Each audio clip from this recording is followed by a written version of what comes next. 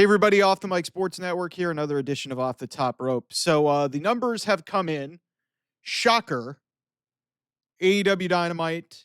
This is not actually including Collision. Collision was listed separately, even though they said this was a 4-hour spectacular. Um, AEW Dynamite once again lost to NXT. They did one for 1 week when they had a world championship match on their show, and since then it is back to status quo. They were up to I think about 655, so it's probably one of their better numbers that they've done, but that's not saying much. And then I actually appreciate some of the internet helping out with this, with screen grabbing the actual quarters. What's very interesting, and this may feed into the narrative that maybe they need to main event with Tony Storm and Mercedes Moné at the pay-per-view.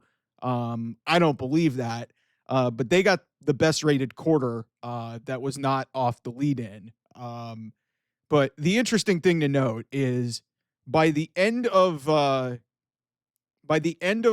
Dynamite block, they were down in the 623 range. They started out at 803, and then you go all the way to the end of the Collision block, which had an overrun. They were down at 243.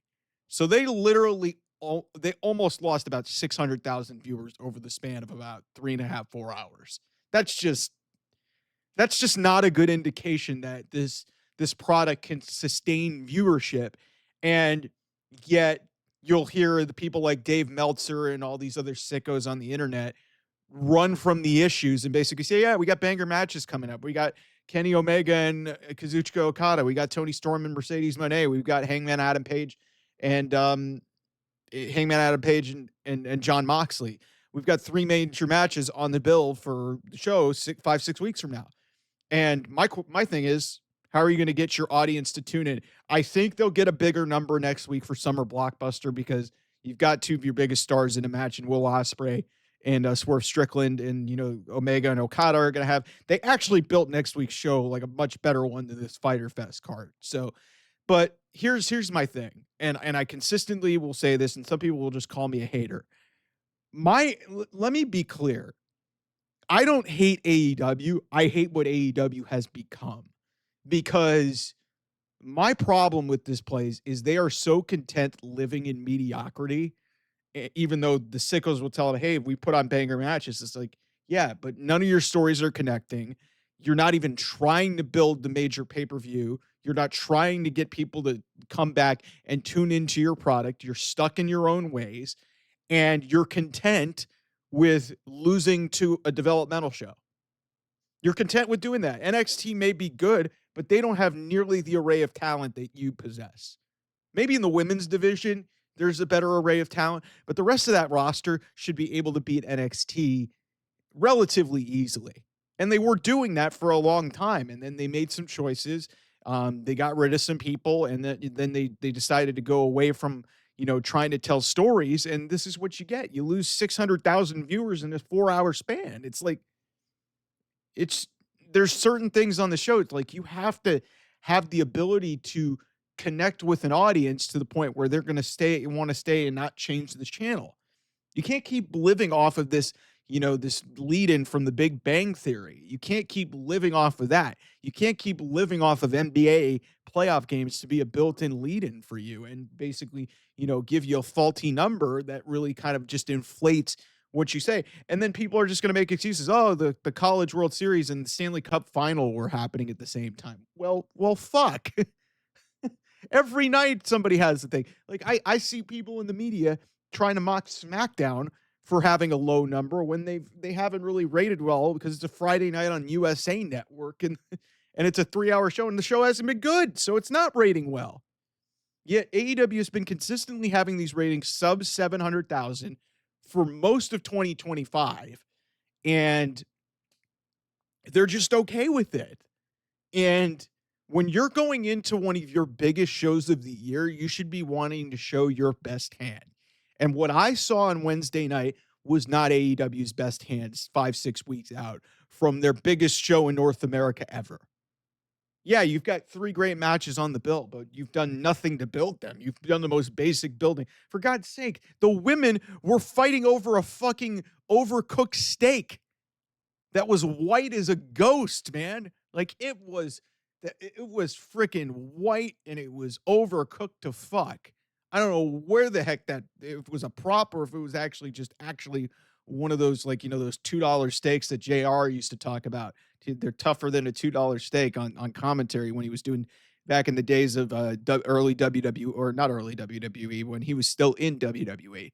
It's just like listen, if you guys, it's one thing to say, okay, I'm happy the product pleases me, okay? Because okay, if you're a sicko, you're a sicko, and that's listen. I don't agree with you, but hey, that's your right, that's your prerogative. But if you think that it's okay for a for an array of roster of talent when you were gloating about all this great talent that you've brought in the last year or so, Mercedes Moné, Will Ospreay, Kazuchika Okada, you name it, Ricochet, all of these people, and yet you're at your lowest point ratings wise. Yeah, you're getting a little bit more in attendance too, but you're still not filling up the arenas that you were filling up, and you've had to resort to going to smaller ballrooms. And it's just if you're gonna do that, then don't parade around like you're trying to be like better than WWE. And I think the sickos are really a big problem with this. They have this perception in their mind that because WWE isn't doing as well as they have been recently, that automatically, hey, we're better than the other place. It's like, guys, the ratings and the ticket sales tell you otherwise. Okay, and clearly, what you're doing is not working, except for a niche audience. This is what you have been. And when you can't grow an audience despite growing your talent base and spending inordinate sums of money to replenish and, boost your talent base, and your numbers are going down, and you're losing to a developmental show that that has some former AEW people and has veteran people in there, but a lot of this is just performance center talent. The champ, the champion in NXT is Obafemi. Obafemi was not in wrestling a couple years ago. NXT Women's Champion is JC Jane. It was Stephanie Vicaire, but they moved her up to the main roster. JC Jane's been around the Performance Center for the last few years.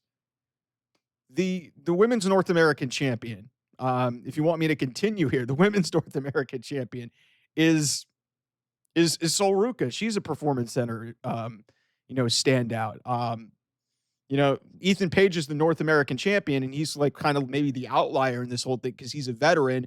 But he was underappreciated in AEW. But the point is, it's like most of the people in that place, it's like they've been helped obviously by good booking and stuff, and good storylines that they do over there in NXT. But the talent base in terms of the name brands, they're not household names. And if you're AEW Dynamite and you're consistently and you've only had one win against this show all year, that's just not acceptable. And then you come in with the excuses, you come in with the denial, and you're all about this and you're all about that, and you have this 4-hour block of shows just literally less than 2 months before your biggest show of the year, and it's just a bunch of matches, and nothing happened. That's not a good way to grow your product. And so yeah, like everybody thinks that I fucking hate AEW. I don't. I hate what it's become. They've become lazy. They've become content with mediocrity, and it's just they refuse to want to grow, and they want to take a shortcut by hey, let's pay off every single talent, let's push all these people, and let's just maybe repeat a lot of the same mistakes that WCW did. The difference is they actually have the ability and the funding because their owner and their president and CEO Tony Khan is loaded up the wazoo with money, so nothing's going to stop him. But it's just like it bothers me when I hear from people on the internet saying that I'm a moron and that I don't know what I'm talking about. It's like, guys, it's okay if you like it, but I especially with what I saw in the early stages of this company, I just expect more from this place, especially with the amount of talent and the array of talent that they've brought into this company, and their numbers have gone down. That's all I'm saying. And you can look at the metrics and you look at what happened this week and what happened. They lost again to NXT. Their numbers consistently went down. Almost 600,000 people were not tuning in at the end of that show. That means they can't link in an audience. I understand it was almost midnight on it was almost midnight, and a lot of people just don't tune in to watch Collision, but it's just like the numbers tell you the story that needs to be told. And until they figure this out, they're never going to be like, at the level that they expect, that they talk about themselves. They think that they're so great. And because they have this TV deal and they have all of this money that they get, and they got re-upped on Warner Brothers Discovery, and they're able to do these 4-hour specials, that they're somehow like, on the same in the same pantheon and in the same level as WWE. They're not. And there's a reason why, people like Mariah May and people like several other notable talent like Ricky Starks, Ricky Saints, they want to go to WWE because even if the paycheck isn't as much as it is in AEW, they're going to get booked better. They're going to be put in better situations. And, there's at least momentum and growth behind what's going on in WWE and in NXT. But again, like if you're trying to hype up your talent pool and you're still losing your developmental brand, that means you instantly lose a bunch of credibility. It's just, and then all these excuses. Oh, NBA playoffs. Oh, women's college world series. Oh, Stanley Cup finals. Guys, everybody's dealing with that right now. Everybody is. Like, it's just the excuses, the denial is driving me crazy because this company, especially with the amount of money and the resources that they have, they shouldn't be resorting to that shit. They should be better. That's all I'm trying to say. Anyway, thanks so much for watching. I will see you guys soon. Bye-bye.